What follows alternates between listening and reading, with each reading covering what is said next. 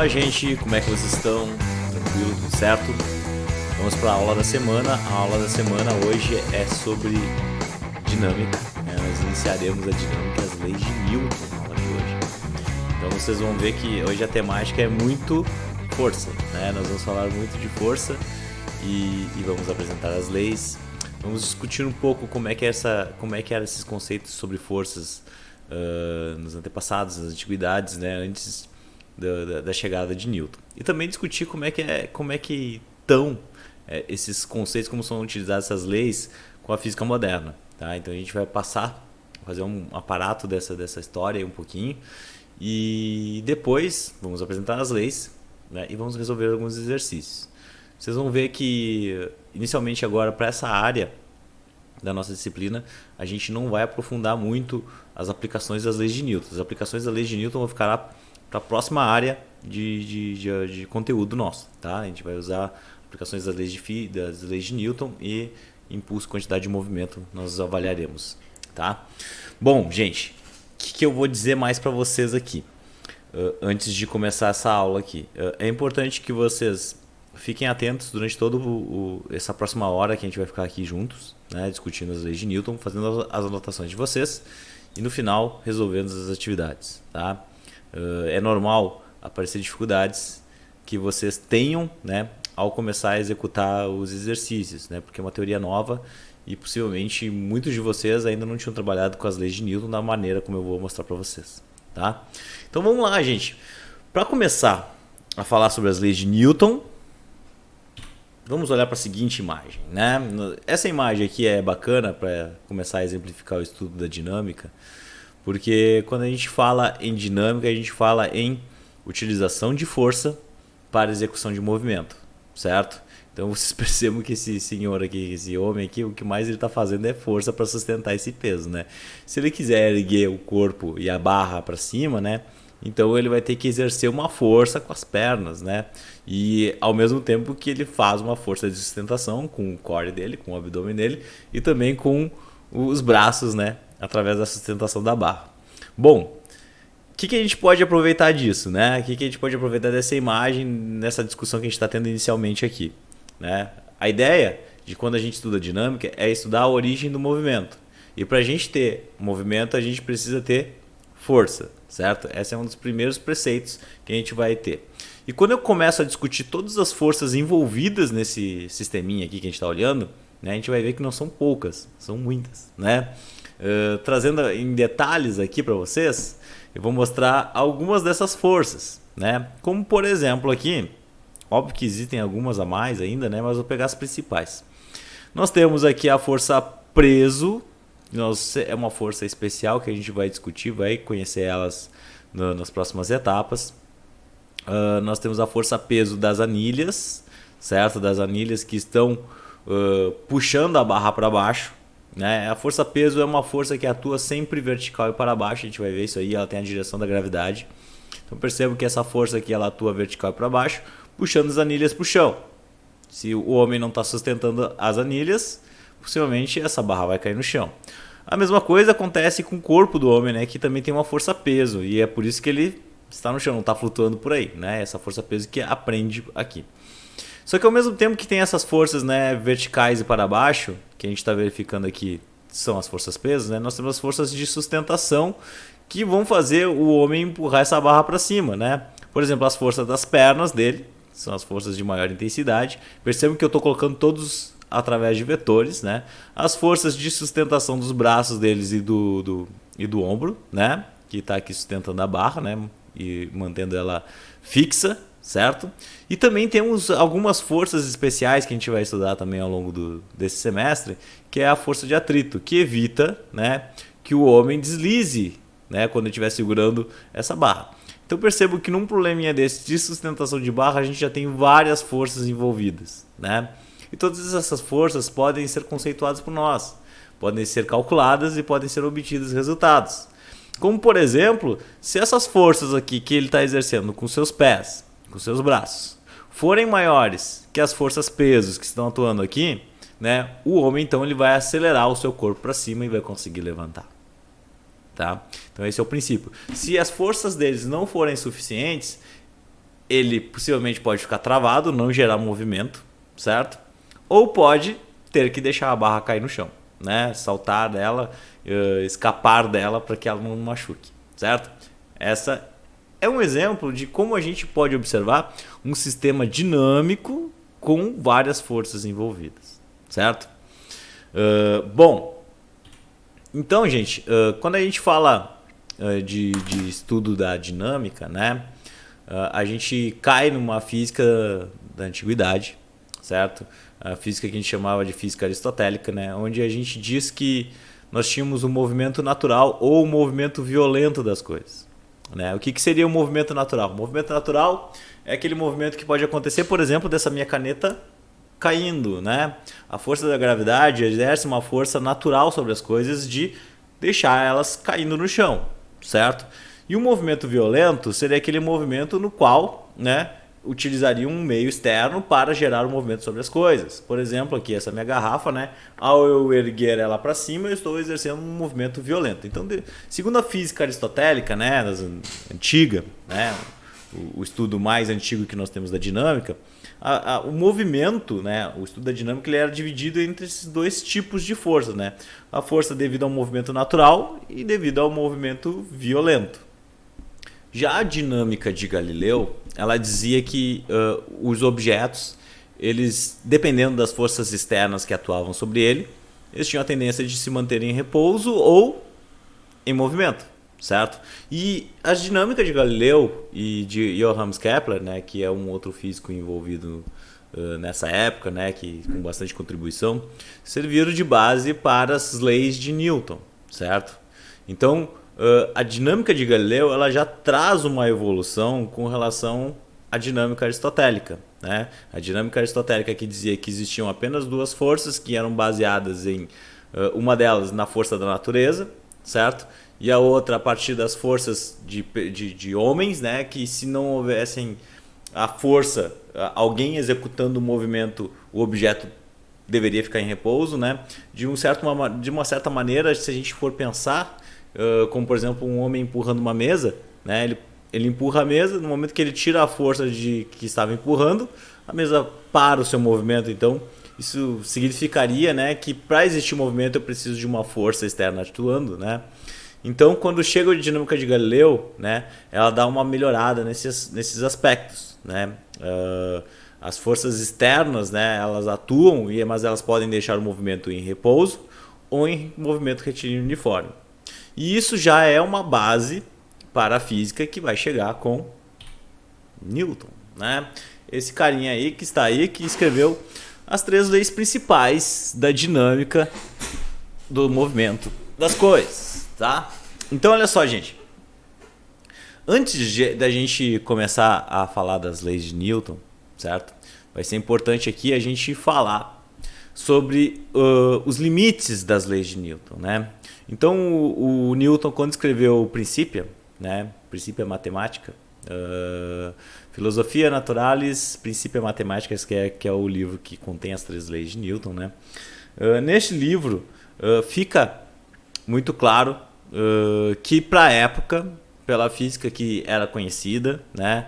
Pelo modelo macroscópico que a gente tinha e pelo desconhecimento do movimento com altas velocidades, que a dinâmica newtoniana ela supriu todos os problemas que existiam na época, né, em termos de dinâmica. Ela conseguia resolver facilmente todas essas questões. Mas com o passar do tempo, né, com o surgimento da mecânica quântica e da relatividade, a gente percebeu então que a dinâmica de Newton ela tinha limites.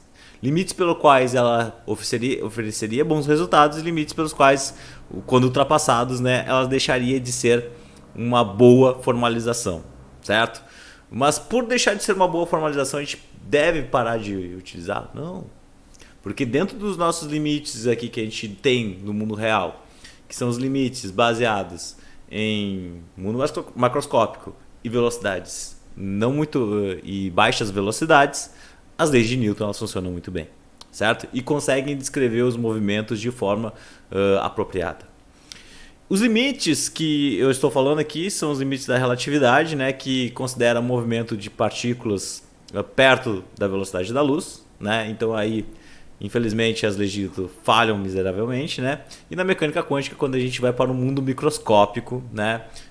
A gente vai falar sobre a mecânica do movimento de elétrons ou de átomos, por exemplo, a gente não consegue mais utilizar as leis de Newton. E para isso a gente precisa de novas leis da mecânica para esses dois limites que nós estamos ultrapassando aí, tá bom? Bom, mecânica quântica e relatividade serão temas, quem sabe, do terceiro ano do ensino médio de nós, tá? Então, quando chegarmos no terceiro ano e a gente estiver ali com um conteúdo bem avançado, a gente consegue falar um pouquinho sobre essas duas partes da física moderna que nós temos, tá, gente? Bom, uma outra questão que é importante da dinâmica de Newton, né, e seus limites, é que elas são válidas, né, essas leis de Newton são válidas, né, quando nós temos referenciais que a gente chama de referenciais não inerciais, tá? Então, olha só, as leis de Newton, elas possuem validade. Deixa eu pegar aqui minha caneta. Elas possuem validades quando o referencial está parado ou em movimento uniforme. Então, o referencial é o ponto de referência onde nós estamos analisando o movimento.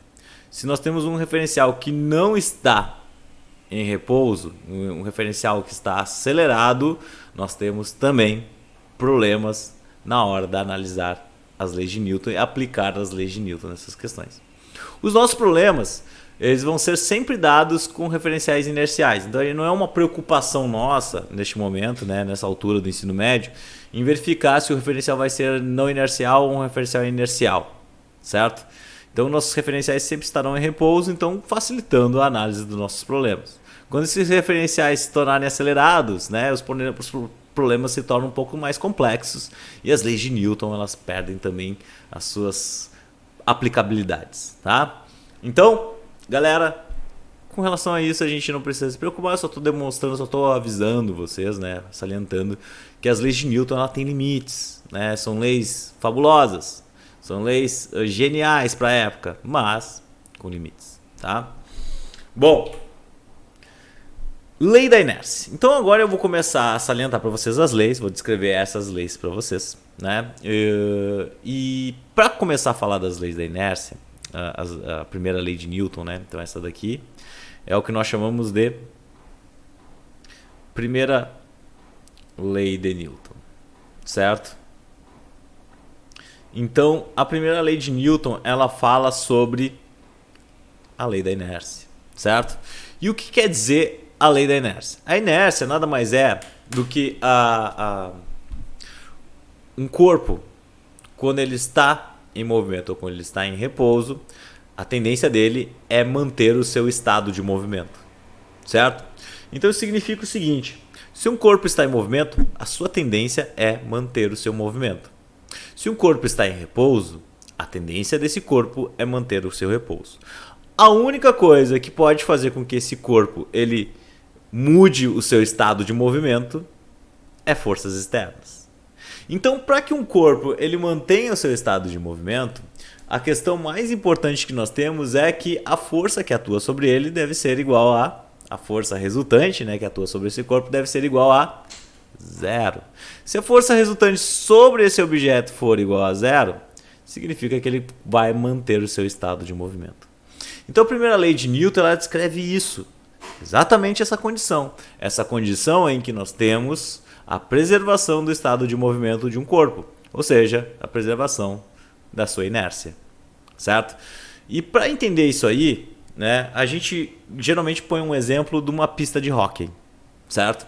Então é muito comum a gente ter aquele pensamento aristotélico de que quando a gente coloca um objeto em movimento, né, esse movimento ele vai cessar em algum momento, certo? Ele vai acabar. O corpo colocado em movimento ele vai parar em algum momento.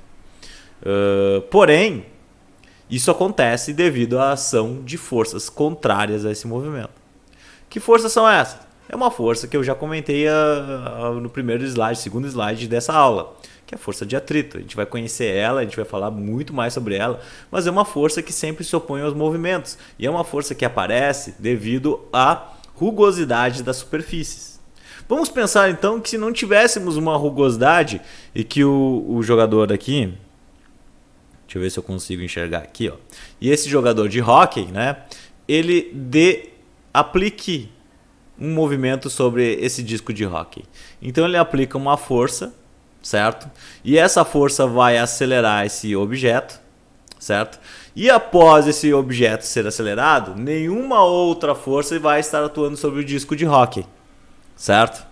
Nenhuma outra, porque lembre-se, esse disco estava em repouso e para ele entrar em movimento ele precisa ser acelerado para que ele alcance uma determinada velocidade. Mas e quem causou essa aceleração foi a força, certo? Então, pensando que não existe essa força contrária, que é uma força que, devido à rugosidade da superfície, e por a pista de gelo não apresentar essa força contrária, então ela não oferece a força de atrito, certo? A FAT. Então, esse disco de hóquei ele não vai ter nenhuma interferência no seu movimento, de forma que ele vai se manter em MRU. Mas professor, tu não tinha dito que o objeto tinha sido acelerado? Sim, ele foi acelerado devido à ação da força. Mas depois que a força parou de atuar sobre o disco de hóquei, a paulada já foi dada, ele adquiriu uma velocidade. Como a pista de gelo não oferece, né, uma força contra isso, né, ele vai se manter com essa velocidade constante.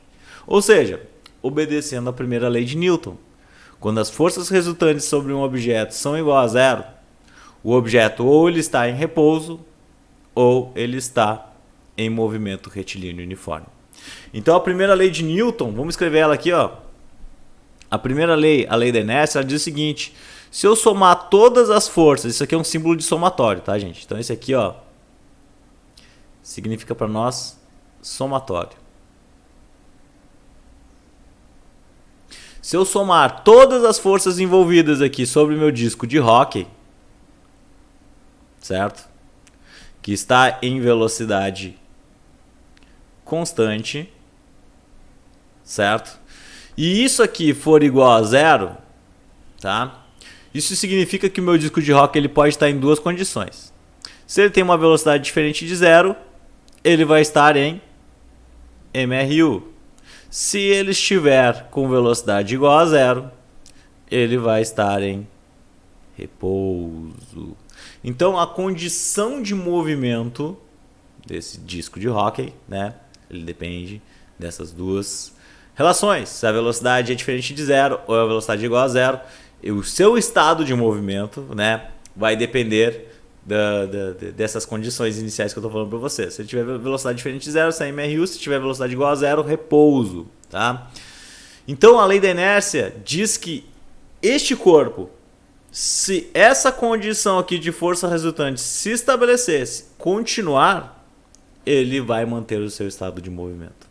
Tá? Então, aqui tem a descrição. Ó, todo o corpo continua em seu estado de repouso ou de movimento uniforme, em linha reta, a menos que seja forçado a mudar aquele estado por forças aplicadas sobre ele.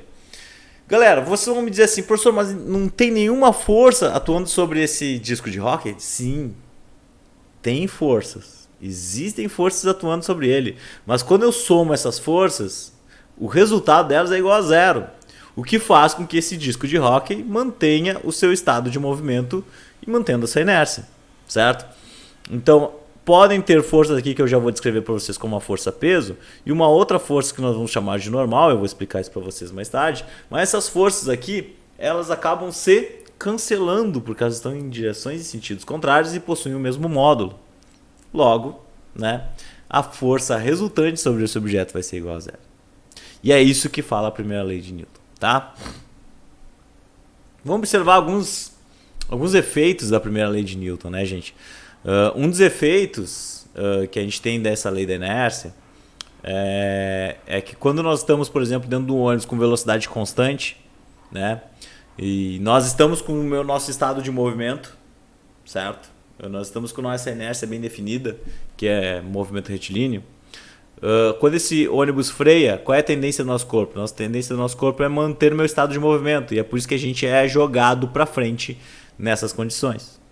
Certo? O mesmo acontece aqui, ó, com o gurizinho que acaba freando bruscamente, né? Ele vinha com a velocidade constante na bicicleta, ele é obrigado a frear rapidamente por causa do cachorro que se atravessa na frente e ele é jogado para frente. Isso aí também, ó, mantendo a sua condição de movimento, seu estado de movimento, né? Como ele freou a bicicleta, o corpo dele teve a tendência de manter a velocidade constante, tá? A tendência aqui, ó, de colocar uma folha e uma moeda em cima, né? Isso aqui é um experimento muito utilizado pelas pessoas para falar sobre inércia, né? Quando dá o peteleco nessa folha de papelão, que tem que ser dura, né? Obviamente, a moeda mantém o seu estado de movimento, que era o repouso, acabando caindo dentro da água, né? O mesmo acontece com as bolinhas no carrinho aqui, ó, quando elas batem num obstáculo, né? A tendência delas é manter seu estado de movimento. Então tudo isso é inércia, certo? Eu costumo brincar com meus alunos que vocês precisam muitas vezes sair do estado de inércia para estudar física, né? Qual é o estado de inércia de vocês? É estar em repouso sem estar estudando, né? Então vocês precisam acelerar, precisa colocar uma força externa envolvida aí para que vocês comecem a estudar, né? Que vocês saiam da inércia de estar em repouso. Então é importante que vocês façam isso, sobretudo na disciplina de física, né, gente? Galera, vamos fazer um exemplo aqui para vocês verem como é que são essas histórias, né? Então nós temos uma placa, certo? Uma placa de sorvete, né? Que está pendurada aqui, como vocês podem ver. O que acontece? O que eu quero nesse exercício aqui, tá? Essa placa aqui, ela tem uma força aqui de, sei lá, 20 newtons, certo? Ah, faltou uma coisa para dizer para vocês, né? Quando a gente falar em força, pessoal, força é uma unidade física que vai ser medida em newton, tá? Newton, que é uma homenagem, obviamente, ao físico, né, que estabeleceu as 3 leis de Newton, tá? Então percebam que a unidade vai ser sempre o newton, tá? Depois a gente vai tentar entender o que é esse newton aí com a segunda lei da segunda lei de Newton, tá? Então imagine que essa placa ela tem uma força, exerce uma força peso, né? Qual é a tendência? Se eu arrebentar isso aqui, esses cabos, vai cair a placa, todo mundo sabe disso. Para cair, para entrar em movimento é porque existe uma força, né? Que força é essa? É uma força peso que está exercendo aí 20 newtons para baixo, tá? Para sustentar esse sistema e ele se manter a sua inércia, manter o seu equilíbrio estático, certo? São amarrados cabos que sustentam essa placa com forças F1 e forças F2. Depois a gente vai descrever melhor como é que são o nome dessas forças aqui, tá, gente? Então percebam que nós temos aqui 3 forças atuando, certo? E esse sistema ele está em equilíbrio estático, ele está obedecendo a primeira lei de Newton. A primeira lei. Isso significa que a soma de todas as forças sobre essa placa tem que ser igual a 0, para que ela se mantenha em equilíbrio. Equilíbrio estático. É necessário isso, gente. É necessário que isso aconteça. Então o que eu tenho que analisar aqui? Eu tenho que analisar os vetores de força. Olha só a palavra mágica vetor, né? Aparecendo para nós. Então eu tenho que analisar os vetores de força, identificar suas direções e seus sentidos, para que então eu consiga obter o valor dessas forças que estão dividindo, né, o peso dessa placa, certo? Vamos pensar que as forças F1 e F2 elas estão exercendo a mesma força para sustentar, tá? Força de sustentação iguais, tá? Opa. Sustentação iguais. Beleza. Então, se isso é verdadeiro e eu conheço a primeira lei de Newton, eu posso dizer para vocês o seguinte, que se eu somar a força F1, eu vou chamar isso aqui de F3, tá, gente? Somar F2 e somar F3, isso aqui tem que ser igual a 0 para que eu tenha o meu equilíbrio estático. Se eu somar as 3 forças envolvidas, isso aqui tem que ser igual a 0, certo? Então, F1 mais F2 mais F3 vai ser, então, Como F1 é igual a F2, a gente vai ter então assim, ó, vamos botar de maneira genérica, F1 igual a F2, que é igual a um F, uma força qualquer, né? E F3 é 20 newtons, a gente vai ficar com uma coisa assim, ó, 2F, porque eu posso somar essas duas forças que são iguais, e F3 vale 20 newtons, mas percebam que a parte vetorial ela é muito importante na análise da mecânica de Newton. Se essa força é vertical para baixo, significa que ela é, pelos nossos conceitos, lembra lá dos nossos conceitos, tudo que é para cima é positivo, tudo que é para baixo é negativo, tudo que é para direita é positivo, tudo que é para esquerda é negativo. Se a gente respeitar isso aqui, os exercícios vão sempre dar certo, tá? Então, ó, como essa força é vertical para baixo, eu vou dizer que ela é menos 20 newtons. Isso significa então que eu posso escrever 2F, que é igual a 20. Então F vai ser igual a 20 sobre 2. Isso significa que cada uma das placas erguem 10 newtons de força. Certo? Isso então é um exemplo de aplicação da primeira lei de Newton, né? Onde a gente analisa as forças envolvidas, sabe que esse objeto está em equilíbrio, e se eu somar todas essas forças, tem que dar igual a zero. Tá? Bom, vamos lá. Esse aqui seria um exemplo muito mais parecido com esse, com a diferença que nós teríamos ângulos aqui envolvidos, certo? Nós teríamos ângulos e daí nós teríamos que decompor o vetor força que segura as placas aqui, certo? Mas a maneira de resolver, como a placa está erguida ainda, ela está fixa, né? Significa que se eu somar a força F1, a força F2 e a força F3 também, né? F1 mais F2 menos F3, isso aqui tem que ser igual a zero para que o objeto esteja em equilíbrio estático. Essa é a ideia, tá? Mesma maneira de resolução. Bom, dito a primeira, já que nós já comentamos sobre a primeira lei, a lei da inércia, né, que fala sobre essa condição de força resultante igual a zero, vamos falar sobre a segunda lei.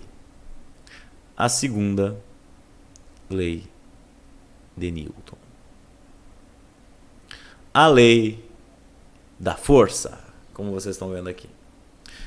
Por que é a lei da força? Porque ela conceitua a força mecânica, certo? A gente vai ver que força mecânica ela tem uma definição muito correta, tá? Bem definida. Que ela vai depender de algumas grandezas físicas que nós vamos analisar agora, tá? Então ali está a moça ali carregando um peso, né? Tá puxando o peso para cima, ela está acelerando esse peso, né? Verticalmente para cima, tá? Aplicando a segunda lei de Newton, certo? O que eu trouxe aqui para nós? Eu trouxe um halter, certo? Que tem uma massa mzão e um ursinho de pelúcia que tem uma massa mzinho. Por que eu fiz questão de mostrar para vocês que o halter tem uma massa mzão e o ursinho tem uma massa mzinho? Por uma seguinte forma, tá? O halter ele é muito mais pesado, sua massa é muito maior que a massa do ursinho. Isso significa que para eu erguer este halter do chão, eu preciso de uma força muito maior que para erguer o ursinho. Isso significa, gente, que força é diretamente proporcional à massa dos objetos. Certo? Quanto maior a força que eu vou fazer, maior a massa, a possibilidade de massa que eu vou conseguir erguer. Isso é meio óbvio, né? Parece meio óbvio. Agora vamos pensar de outra forma. Vamos pensar da seguinte maneira. Percebam que cada um deles tem uma massa. Se eu aplicar a mesma força sobre os dois objetos, uma força F1 aqui e uma força F2 aqui. A força F1 é igual à força F2, certo? São as mesmas forças aplicadas. O que eu sei? O que eu já sei de conhecimento do meu dia a dia? Que se eu tenho uma coisa pesada, eu aplico uma força, eu tenho uma coisa leve, eu aplico a mesma força. A coisa leve, ela vai se movimentar com muito mais veemência. Ou seja, essa coisa aqui, o ursinho de pelúcia, ele vai ter uma aceleração muito maior do que a aceleração da barra, certo? Demonstrando ali através dos vetorzinhos. Por que isso acontece? Porque a aceleração é inversamente proporcional à massa do objeto, Eu consigo aplicar acelerações maiores, né, em objetos que têm massas menores. Vamos fazer outro tipo de pensamento. Se a gente for chutar uma bola de boliche, né, não é uma boa coisa se fazer, né, mas vamos pensar assim. Vou chutar uma bola de boliche e uma bola dente de leite. O que é a bola dente de leite? Aquela bola de futebol que a gente tem quando a gente é criança, né, que é bem levezinha. Então, se tu chutar essa bola de dente de leite com uma força, essa bola vai sair voando por aí, né? O que acontecia comigo direto era bater na árvore e furar, né? Enfim, tirando essa parte triste, né? Uma bola vai sair voando com alta aceleração. Se eu aplicar uma força sobre a bola de boliche chutando ela igual, a bola de boliche vai andar 2 metrinhos, 1 metrinho na frente, nem vai voar e meu dedo ainda vai doer bastante, né? Então percebam que a força ela é diretamente proporcional, a gente já tinha visto isso, à massa do objeto, certo? E como a massa é inversamente proporcional à aceleração, a força é diretamente proporcional à aceleração. Por que eu digo isso? Por que a força é diretamente proporcional à aceleração? Porque quanto maior a força que eu aplicar sobre o objeto, mais ele será acelerado. Se quanto mais ele vai ser acelerado, né, então significa que eu apliquei uma força mais consistente. Então, pessoal, isso aqui é definição de força. Definição de força. Mas, certo? E percebam, olha só, gente. Eu só vou cair no caráter da unidade da força que a gente pode discutir agora. Olha só. Aqui está, que vocês não vão enxergar nada. A unidade. A unidade de força, percebam que aqui nós temos massa, que é medido em quilogramas, e nós temos aceleração, que é medida em metros por segundo ao quadrado. Então a unidade de força é uma unidade de quilograma vezes metro por segundo ao quadrado. E isso aqui é o que a gente vai chamar de Newton. Tá? Então o Newton é o quilograma metro por segundo ao quadrado. Só para deixar claro para vocês. Galera, mas olha só. Essa lei, ela diz o seguinte, então. Tá? Eu descrevi para vocês a definição de força. Mas percebam que para entender a segunda lei de Newton, a gente precisa de um pouquinho mais. Ela diz o seguinte: a mudança de movimento é proporcional à força motora imprimida e é produzida na direção linha reta na qual aquela força é aplicada. Isso é a lei da força. Mas eu vou traduzir para vocês de uma seguinte forma. Se eu somar todas as forças envolvidas no sistema, então percebo que se eu pegar uma caixinha aqui e aplicar várias forças sobre ela aqui, aplicar F1, aplicar F2, aplicar outras forças em direções contrárias aqui, e isso aqui acabar gerando um movimento, ou seja, uma aceleração, certo? Significa que eu tenho que aplicar a segunda lei de Newton, porque se eu tenho movimento, eu tenho forças resultantes diferentes de zero. Isso significa que eu vou ter movimento, certo? Diferentemente da primeira lei, onde nós colocamos várias forças envolvidas, imprimimos várias forças no sistema, certo? E a gente não está gerando movimento porque ele vai manter seu estado de equilíbrio. Equilíbrio estático, repouso, ou equilíbrio dinâmico, MRU, certo? E nesse caso da segunda lei, a gente não tem isso. A gente vai ter aqui, somando todas as forças resultantes do meu sistema, isso aqui vai ser igual a o produto de massa vezes aceleração. Então essa daqui, pessoal, é a segunda lei de Newton. A segunda lei de Newton, ela fala sobre a soma de todas as forças sobre um objeto é igual ao seu produto da massa vezes a aceleração. Bom, beleza. Dito isso, vamos para um problema aqui, né? Nós temos uma caixa da Acme, né? Quem viu os desenhos do Pernalonga deve lembrar que é essa caixa aqui, né?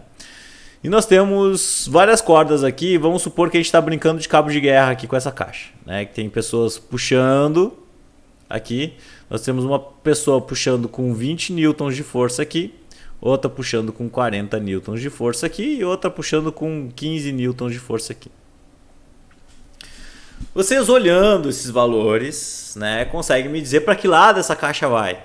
Facilmente, né? Vocês facilmente conseguem me descrever e dizer, ó, essa caixa ela vai para a direita, ela tem uma aceleração para a direita. Vamos supor que essa caixa aqui ela tem uma massa de 40 kg. Certo? E que ela parta com velocidade igual a zero. Ela está em repouso. Então percebam que inicialmente essa caixa em repouso, ela é colocada em movimento, certo? E então, com a ação dessas forças atuando sobre a caixa, a gente pode aplicar a segunda lei de Newton para entender como é que é esse movimento e entender qual será a sua velocidade após alguns segundos, tá? Então, por exemplo, aqui vamos aplicar a segunda lei de Newton para entender qual é o valor da aceleração. Lembre que a segunda lei de Newton ela fala sobre força resultante igual a massa vezes a aceleração, onde a gente tem que tomar todas as forças, né? E a direção e o sentido dessas forças elas são essenciais para entender esse problema. Então a gente percebe que nós temos uma força de 15 newtons atuando para a esquerda, que eu vou chamar então de uma força de menos 15, mais uma força de 20 que está atuando para a direita e outra força de 40 que também está atuando para a direita. Então aqui, aplicando as condições vetoriais, né, de direção e sentido, que a gente já discutiu faz bastante tempo, isso aqui vai ser igual a massa vezes a aceleração, só que a massa da caixa vale 40 kg, vezes a aceleração, que é o que eu quero descobrir. Qual é a aceleração desse sistema, certo? Então, realizando a continha aqui, 60, né, nós temos menos 15, isso aqui dá 45, então nós temos 45, que é igual a 40 vezes A. Então, a aceleração da caixa vai ser 45 sobre 40. Então, a minha aceleração, 45 dividido por 40, isso aqui é 1,125 metros por segundo ao quadrado. Galera, vamos pensar aqui que eu queira descobrir a velocidade dessa caixa um tempo depois de 5 segundos dessa guerra esse cabo de guerra que está rolando aqui. A velocidade da caixa, vamos supor que as forças sejam constantes, né? 20 newtons, 40 newtons, 15 newtons. Eu quero saber qual é a velocidade dessa caixa, considerando que aquela parte está do repouso, que 5 segundos depois. O que eu vou fazer? Eu vou usar as equações da cinemática para movimento retilíneo uniformemente variado. Porque agora, quando eu tenho forças... Soma das forças for diferente de zero, eu vou ter MRUV. Ou seja, então eu posso aplicar as equações de MRUV para descobrir, por exemplo, qual é a velocidade final. Velocidade inicial mais aceleração vezes tempo. Ó. Então a velocidade vai ser igual a zero, mais 1,125, não 115, vezes 5. Então, a velocidade final da caixa após 5 segundos vai ser 5 vezes 1,125. Isso aqui dá 5,62 metros por segundo. Então, percebam, enquanto eu estou no MRU, na primeira lei de Newton, na segunda lei, eu vou descrever movimentos de MRUV, movimentos acelerados. Perfeito? Vamos falar da terceira lei e última lei de Newton, tá? Galera, na terceira lei é uma das leis mais conhecidas, mais faladas, mais comentadas, né? Que percebam que ao mesmo tempo que ela é mais comentada e mais falada, muitas vezes há problemas de interpretação dela, né? Essa é a terceira lei de Newton, que é o que nós chamamos de lei de ação e reação. É uma lei que fala sobre a aplicação, uma forma de aplicar a força, certo? Então, essa terceira lei diz o seguinte, que toda vez que eu aplico uma força, certo, sobre um sistema, uma força externa, então aqui nós temos o exemplo do homem dando uma martelada no pneu, certo? Então ele aplica uma força nessa direção, F1, tá? O que vai acontecer aqui? Pela terceira lei de Newton, o pneu ele vai exercer uma força de reação a este movimento que está sendo implementado pelo homem ali. Então o homem aplica uma ação, aplica uma força, F1, e o pneu, o sistema que é atingido por essa força, ele aplica uma força de reação, certo? Essa força de reação vai ser exercida do pneu sobre o martelo, com o sentido e direção, mesma direção, porém em sentido contrário. Outro detalhe, essas forças têm mesmo módulo, elas têm mesmo valor. Então significa o seguinte, se o homem aplicou aqui 40 newtons de força, o pneu irá aplicar sobre ele 40 newtons de força também. Certo? Professor, como é que eu posso comprovar isso? Muito simples. Muito simples. Por que essas forças são de mesma intensidade? Né? Direção igual, sentidos opostos. Vocês podem experimentar isso dando um soco na parede. Né? Óbvio que eu não quero que vocês façam isso, mas se vocês quiserem experimentar de forma leve, fiquem à vontade. Tá?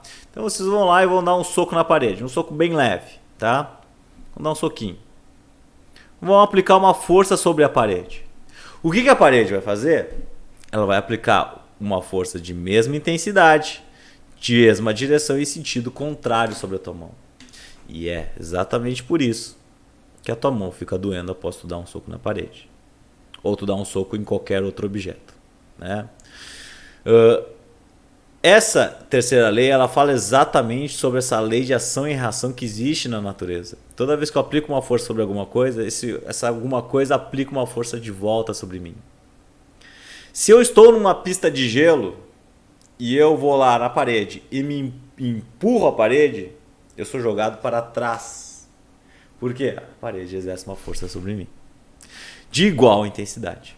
Tá? No caso do homem aqui, possivelmente o martelo dele, se ele não ficar segurando firme ali o martelo vai voar para cima. Porque o martelo não está preso, né? No caso estaria preso só pela mão dele, mas se ele largar, o martelo vai ficar livre, né? E a força que vai atuar sobre o martelo é a mesma força que ele aplicou para martelar o pneu. Tá? Então isso é uma lei da natureza e é facilmente comprovada. Tá? Aqui tem alguns exemplos, gente. Olha só.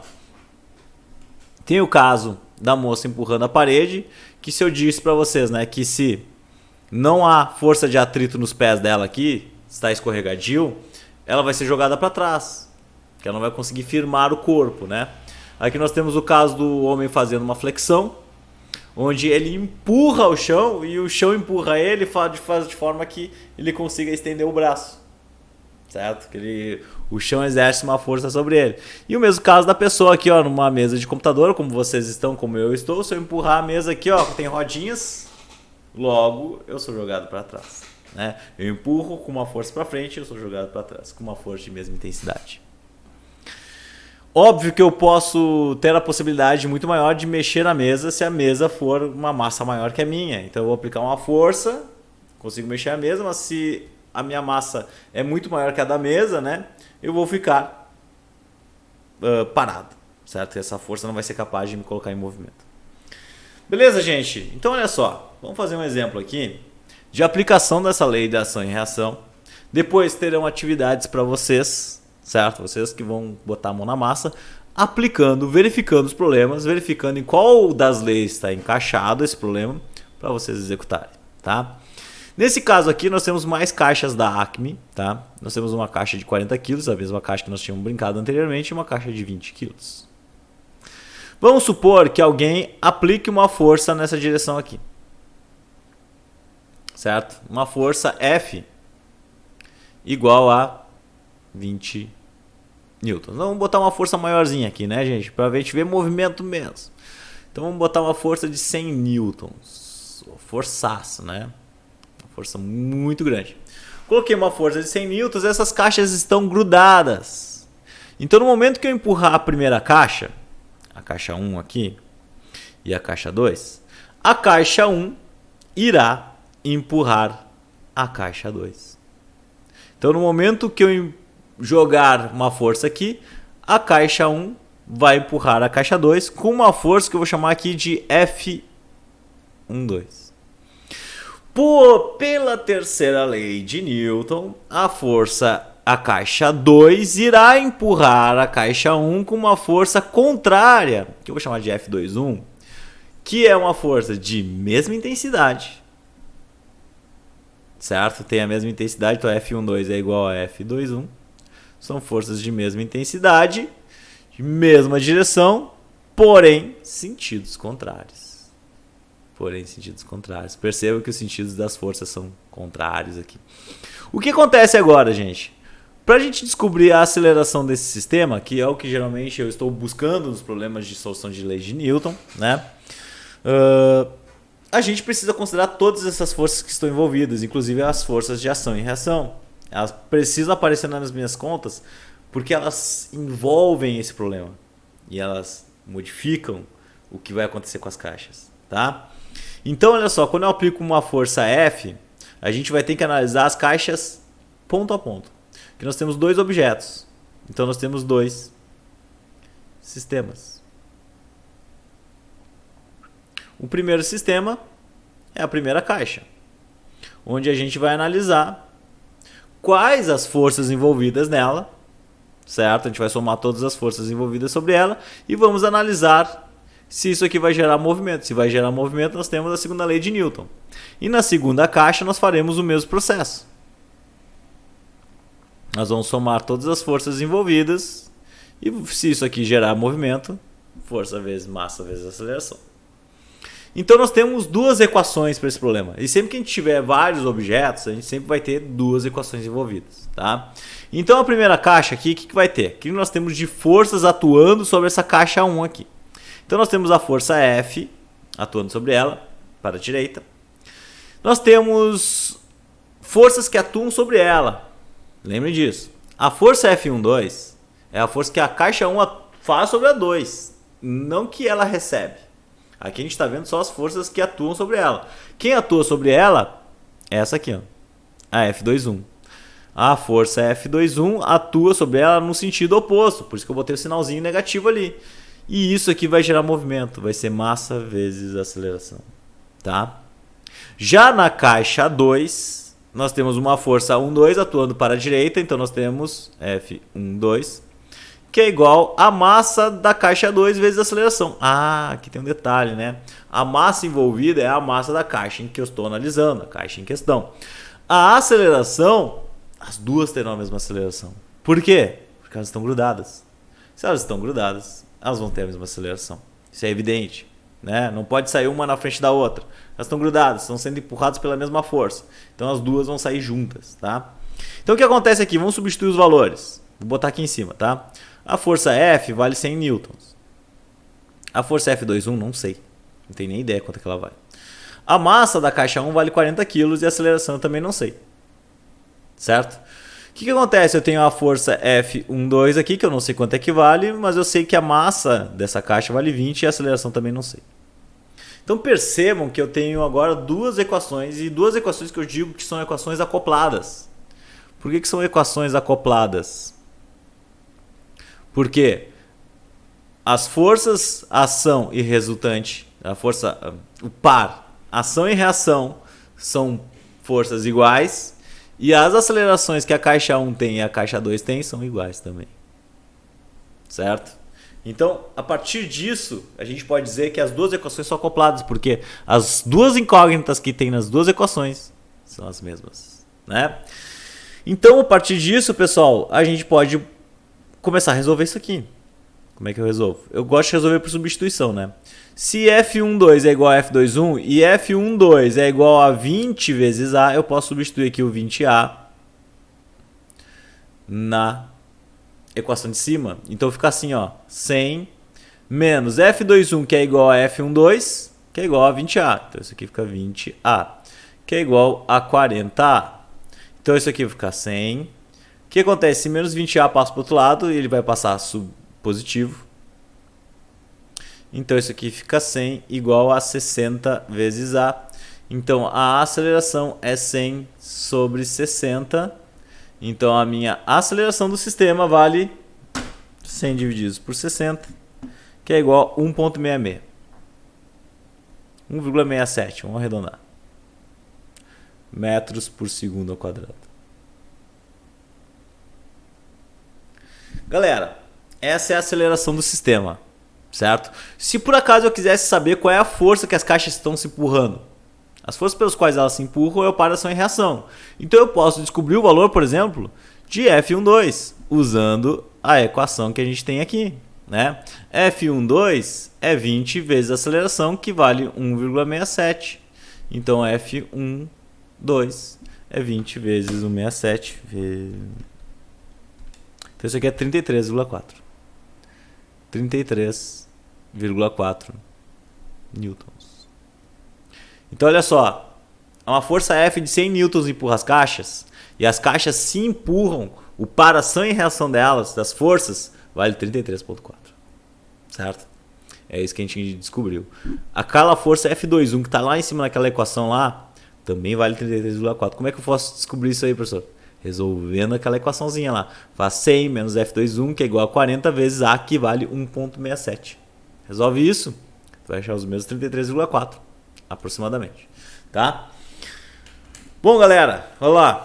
Como eu falei, temos exercícios de todas as maneiras aqui. Temos exercícios de segunda lei, de terceira lei de Newton, temos exercícios de primeira lei, tá? A figura 1 é essa aqui, tá? Então, essa aqui é da questão 3. Temos a questão 4, a questão 2 aí, tá, gente? Todas essas questões envolvem as leis de Newton que a gente estudou aqui. Lei 1, Lei 2, Lei 3, tá? Cabe a vocês ler os exercícios, ver qual a lei que está envolvida, né? E resolver os exercícios. Tá bom, gente? Então até semana que vem vocês precisam postar isso aqui. Semana que vem teremos uma aula ao vivo com mais exercícios de leis de Newton que eu vou trazer para vocês. Tá bom, gente? Até uma próxima, até semana que vem. Nos vemos ao vivo. Tchau para vocês.